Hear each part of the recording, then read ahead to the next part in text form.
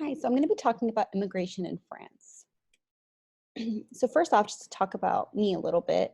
So I'm from Waxhaw, North Carolina, which is a town south of Charlotte. It sort of borders with South Carolina.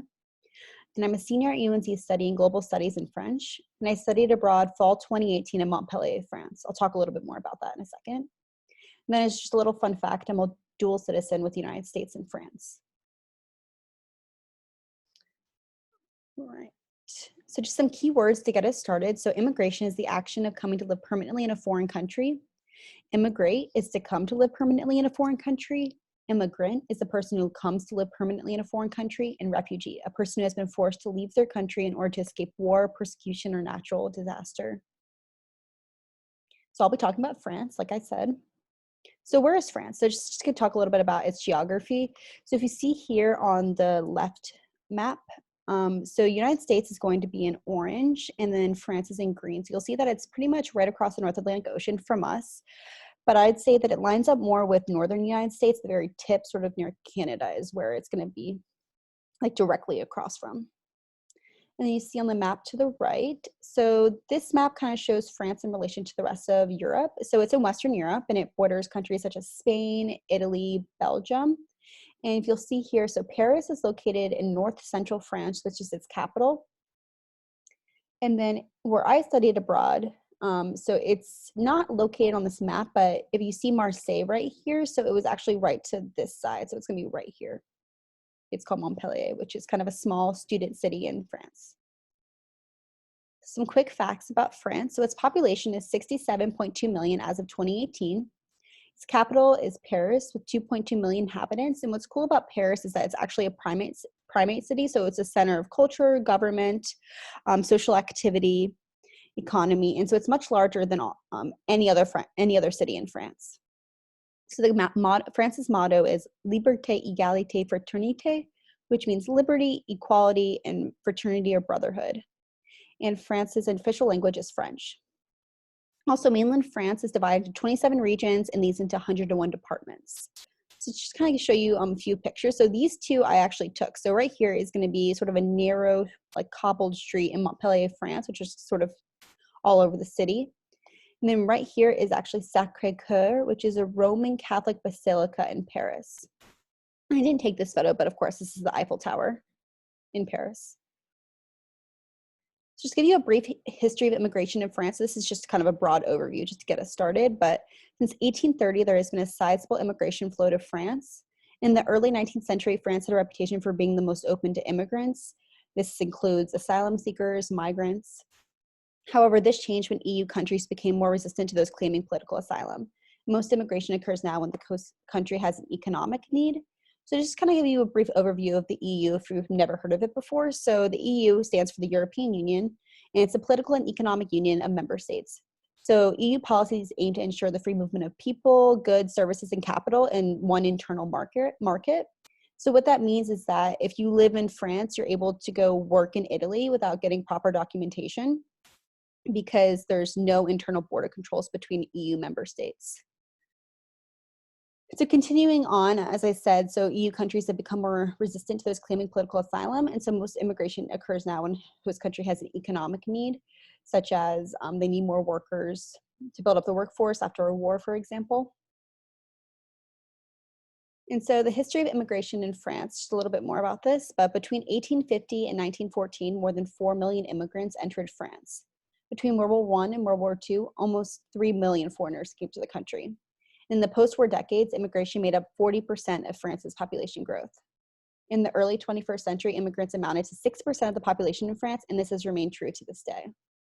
So if you look to this map on the right, so this shows the immigration population in France, 1911 to 2005. So you'll see here that in 1921, which is the end of World War I, there's a spike of population growth in France from immigrants. Then also you'll see that in 1946, which is the end of World War II, that the immigration population started to increase and has been on the rise pretty much since then. All right, so this kind of shows you the demographic of the immigration population admitted to France. So you'll see that 31% of the immigrant population is from North Africa. So this includes countries such as Tunisia, Algeria, Morocco, and that this 21% of the immigration population admitted in France is from the other EU countries. So like I said, this includes Italy, Spain, Belgium. All right, so this kind of shows the distribution of immigrants in France in 2015 by region. So you'll see that 19% of immigrants in France are located in Île-de-France, which is the north central region surrounding Paris, which makes sense just because a lot of immigrants go to larger cities for more opportunities. And then you'll see here that 10.5% of immigrants live in Provence-Alpes-Côte d'Azur, which is the southwestern area of France surrounding Marseille, sort of close to where I studied abroad. And that's primarily because of its relation to North Africa.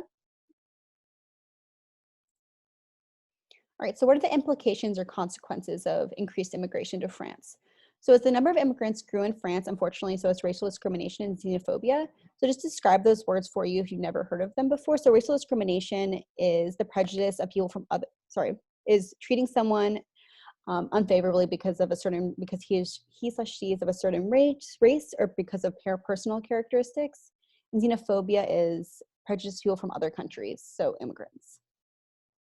So now I'm going to talk a little bit about the development of sort of like how immigration has impacted France. So in 2004, the French banned face covering garments. So under this ban, anyone wearing a full face veil could receive a fine or have to take lessons in French citizenship.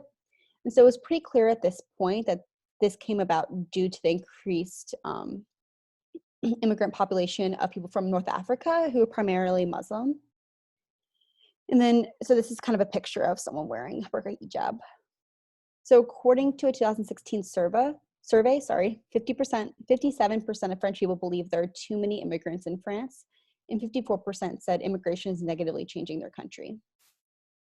Sort of continuing on, so immigrants in France sometimes live in isolated ghettos called bagnoles, so where violence, drugs, and unemployment rates are high. These communities are often left without police or medical assistance. And so some political parties have said that immigration is the root to social problems.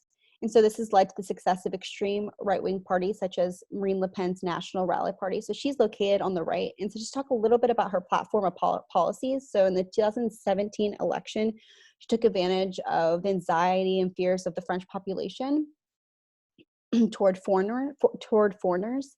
And then in the election, she demonstrated her commitment to reduce legal immigration to France.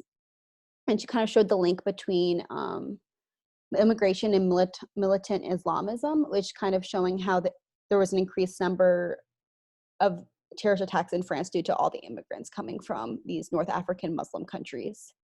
And her idea was to put native French people first.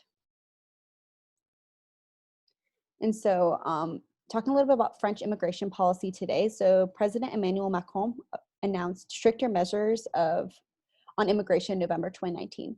So he said that asylum seekers must wait 3 months before qualifying for non-urgent healthcare, so that way they're not taking advantage of the health system in France. And then he also said to clear informal migrant camps around Paris. So migrant camps are pretty much areas where immigrants or migrants will kind of set up if they can't find official housing.